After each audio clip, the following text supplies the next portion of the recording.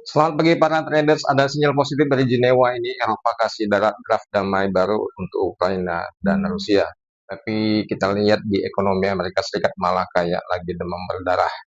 Kita akan tracking dulu ya semua berita ini untuk menjadi patokan buat kamu di hari Senin dan Minggu ini. Pertama, indeks kondisi saat ini dari University of Michigan jatuh ke rekor terendah.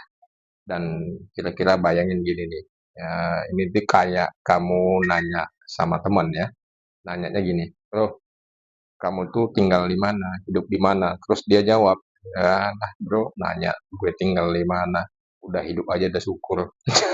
Kira-kira gitu. Jadi ada sentimen yang negatif ya, confidence-nya kurang bagus. Nah, itulah gambaran orang Amerika Serikat soal kondisi ekonomi mereka bulan ini ya. Dan indeks current condition mereka ini nyungsep ke titik terendah sepanjang sejarah. Oke, bagaimana dampaknya terhadap dolar? Pastinya dolar ini akan melemah, saham-saham Amerika Serikat akan loyo, dan investor akan mikir, ya Allah, mau beli apa lagi nih, gue bingung nih. Nggak ada duitnya. Feeling market lagi bad mood ini hari ini.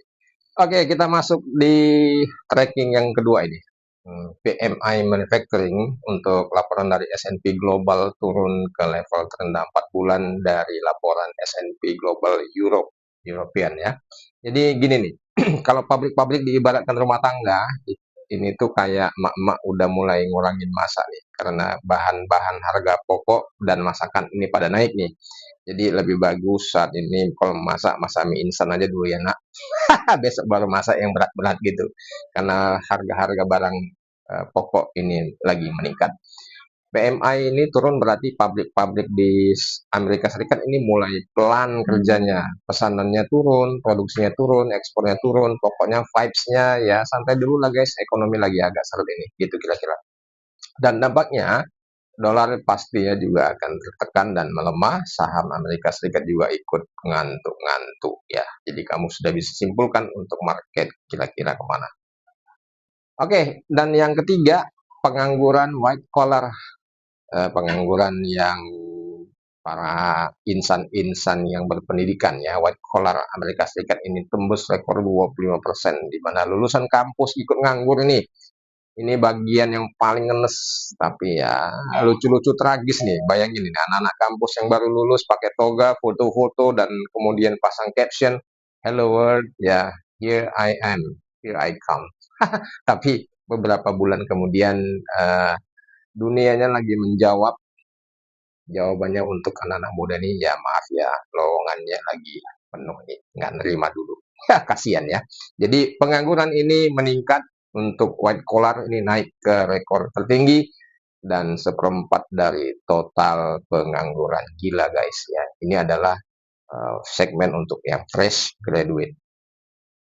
So, dampaknya US dollar dan saham-saham Amerika Serikat makin nggak menarik ya. Investor ini mulai mikir ya, kalau yang pakai kemeja aja udah susah cari kerja, gimana ekonomi mau kencang, kira-kira gitu. Perspektif di mata investor.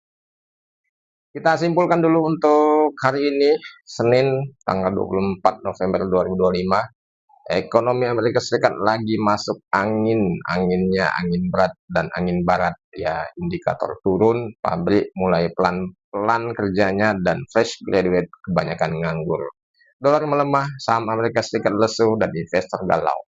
Ini market ngasih pesan, cuma rebahan aja lah hari ini ya. Demikian dari aku.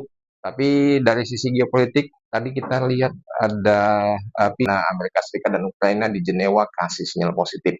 Eropa ngirim revisi proposal damai antara Ukraina dan Rusia. Jadi proposal itu diajukan ke Zelensky. Gimana kira-kira kalau dia mau, nanti baru dilanjutkan ke Amerika, ke Rusia.